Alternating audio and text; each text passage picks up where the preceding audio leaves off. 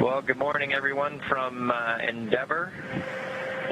We had a great night last night, got to get a little sleep, and as you can see from the video, we are just passing over Saudi Arabia in the Middle East. A beautiful day pass right now. And heading northeast up towards Central Asia, and then we'll work our way out the western part of the Himalayas there, and work our way all the way out over, looks like Japan, out into the Pacific for this particular pass.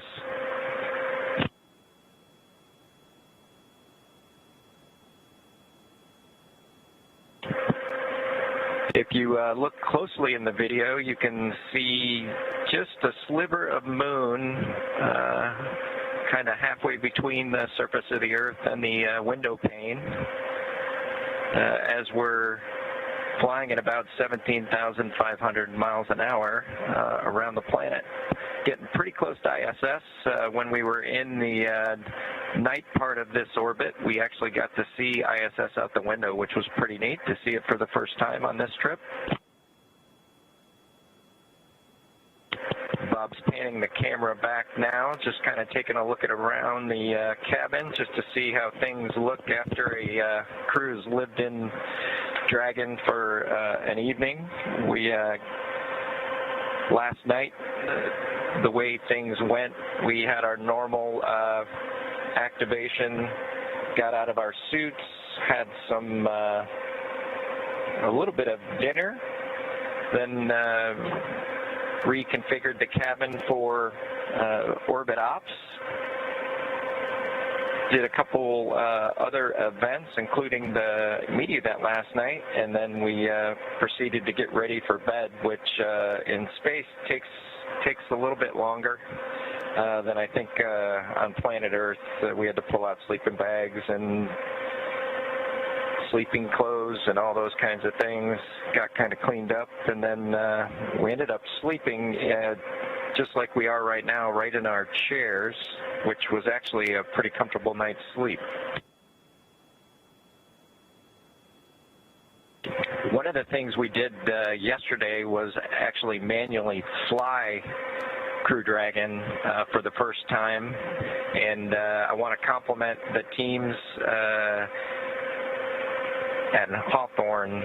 Just a spectacular job with the simulator, as the vehicle flew exactly like the simulators out in Hawthorne. So just want to thank the teams that did all the work on that particular training device, as well as all the modeling and the GNC. It really worked out well and was a joy to fly. And I'm guessing it was the first time a space vehicle was flown with a touchscreen before. So we got that going for us. I'm going to hand the mic over to Bob.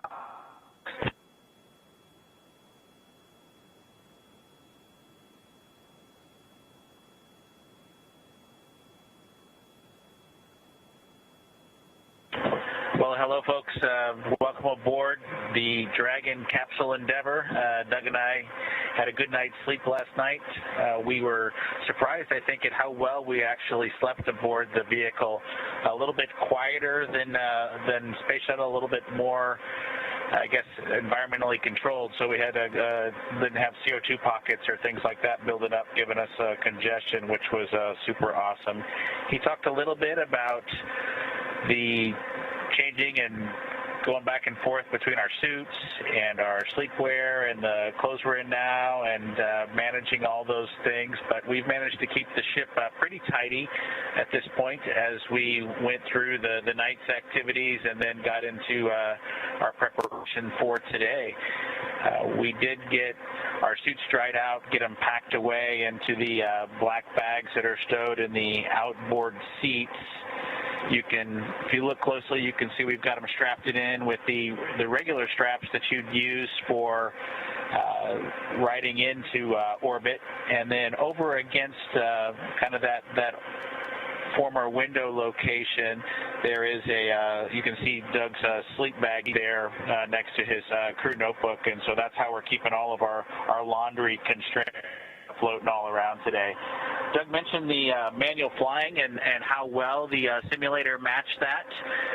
I'll tell you that for the ride uphill on ascent, they just are never able to capture that at the simulator. And so I think Doug and I were talking about all the observations that we had all the way uphill. While it was an exciting ride, I think we got a couple of minor surprises just in terms of the way the vehicle is kind of moving and shaking and taking you into orbit. You can tell that it's fighting against the Earth as it makes its way into space, and that's just something a simulator can never truly simulate.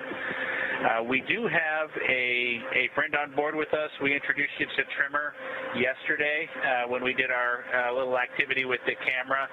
Trimmer also had a good night's sleep. I know that both of our sons are pretty happy about that with their pet dinosaur making it into orbit and having a good night in zero gravity. We plan, once we get on board the space station, to reunite Trimmer with Earthy and plan to bring both of them back to Earth. I know that we'll get Trimmer through the safety brief and get all the education that's required so that we'll have a safe operation while we're on board the space station should anything come up that we need to be prepared for. I know that Trimmer's also looking forward to helping us out with EVA preparations, just in case we need to do a spacewalk, and so we're looking forward to that as well. 2 minutes until LOS. Let's see, I think we'll go ahead and bring the camera out a little bit, and we'll show you what's going on underneath the seats on board the Dragon capsule Endeavour.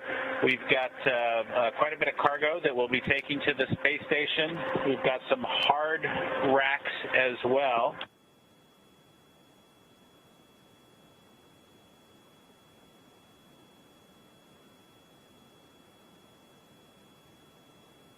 The hard stowage that we have can also be swapped, these hard containers here, for powered cargo, which lets us bring back refrigerated things from the International Space Station. And if you're super lucky, we don't have that this time, but I bet you some crew will take ice cream to the International Space Station with those.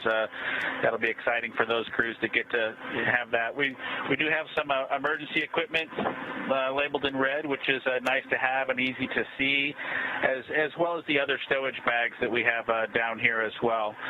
I don't know if you were watching closely during our strap-in and insertion on the pad, but we did have the seats rotate at one point. We were down in an easier configuration to ingress the vehicle in, so when we climbed aboard, the seats were rotated down, and after we were strapped in, they rotated up our activities. And so those seats will rotate again in preparation for splashdown when we eventually come home.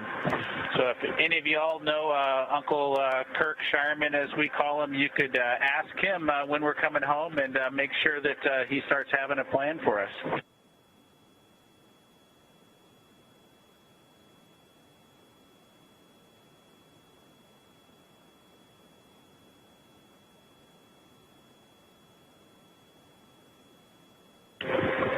Well, we appreciate you having them coming on board again with us on Endeavour, and enjoyed showing you around both inside and out.